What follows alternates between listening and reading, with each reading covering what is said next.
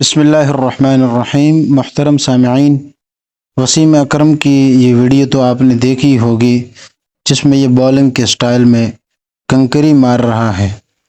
اب اس پہ بہت زیادہ تبصرہ ہو رہا ہے کہ یہ کرنا ٹھیک تھا یا نہیں تھا۔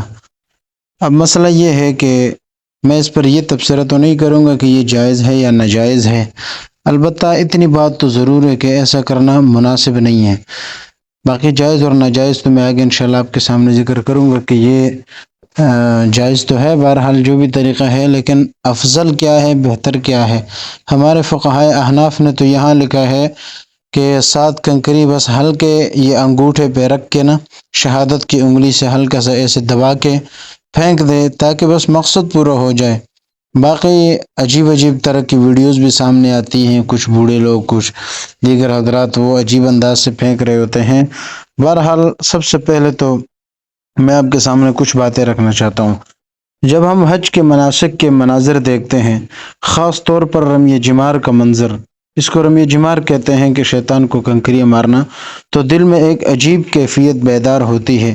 آپ نے وسیم اکرم جیسے عظیم بولر کو دیکھا ہوگا جن کی گیند کی رفتار اور درستگی دنیا بھر میں مشہور ہے، لیکن غور فرمائے کہ رمی جمار کے وقت حاجی کا نشانہ وہ ستون نہیں ہوتا جسے وہ کنکریاں مار رہا ہے، بلکہ یہ دراصل حضرت ابراہیم علیہ السلام کی اس سنت کی تجدید ہے جس میں انہوں نے اپنے نفس کے خواہشات اور شیطان کے وسوسوں کو اپنے پاؤں تلے کچلا تھا۔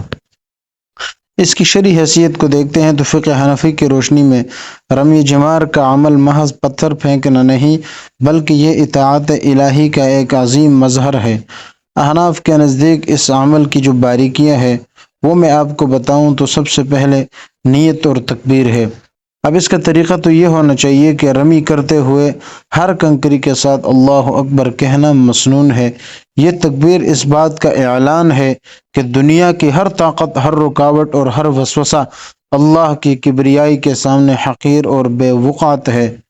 دوسری بات، کنکریوں کا جو حجم ہے وہ کتنا ہونا چاہیے، کتنے مقدار میں ہونی چاہیے، تو فقہا فرماتے ہیں کہ کنکریاں چنے کے دانے کے برابر ہونی چاہیے۔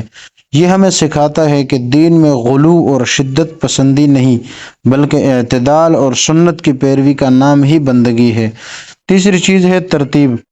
تو ترتیب یہ ہے کہ جمار اولا یعنی پہلا ستون، پھر جمار وسطی درمیانی ستون، پھر جمرۃ العقبہ یعنی بڑا ستون۔ یہ ترتیب انسان کو سمجھاتی ہے کہ زندگی کے ہر لمحے، ہر مرحلے پر، چاہے وہ جوانی ہو، بڑھاپا ہو، شیطان کے وسوسوں کا مقابلہ اسی استقامت سے کرنا ہے جیسے حضرت ابراہیم علیہ السلام نے کیا تھا۔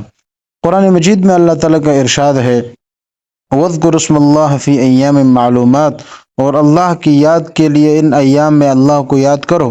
پھر جس نے جلدی کی 2 دن میں تو اس پر کوئی گناہ نہیں، اور جو پیچھے رہے ان پر بھی کوئی گناہ نہیں، یہ اس کے لیے ہے جو ڈر گیا۔ یعنی یہ کنکریاں مارنا دراصل اظہار نفرت ہے اس نفس امارہ کے خلاف جو ہمیں گناہوں پر اکساتا ہے۔ جس طرح ایک ماہر باؤلر اپنے تمام تر توجہ اپنے ہدف پر مرکوز رکھتا ہے، ایک مومن کو چاہیے کہ وہ اپنی زندگی میں اپنی توجہ صرف اور صرف اللہ کی رضا پر مرکوز رکھے۔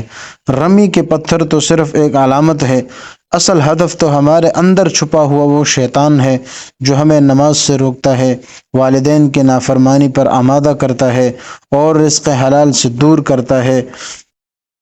پس جب آپ وسیم اکرم کی باؤلنگ کی رفتار یا انداز کو دیکھیں تو اسے ایک کھیل کے زاویے سے دیکھیں، لیکن جب آپ رمی جمار کا منظر دیکھیں تو اسے بندگی کے زاویے سے دیکھیں۔ وہ گیند پھینک کر وکٹیں گراتے ہیں اور حاجی کنکریاں مار کر اپنی انا اور ایگو کو گراتا ہے۔ اللہ تعالی ہمیں توفیق عطا فرمائے کہ ہم رمی جمار کی طرح اپنی زندگی کے ہر شعبے میں شیطانی وسوسوں کو اسی استقامت اور ثابت قدمی سے رد کرے جس کا ہمیں قرآن و سنت نے حکم دیا ہے۔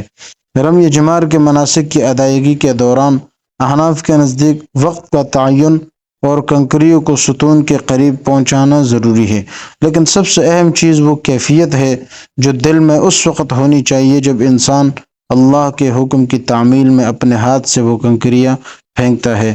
اللہ تعالی ہمیں صحیح دین پر چل کر اور صحیح دین کو سمجھ کر اس پر عمل کرنے کی توفیق عطا فرمائے۔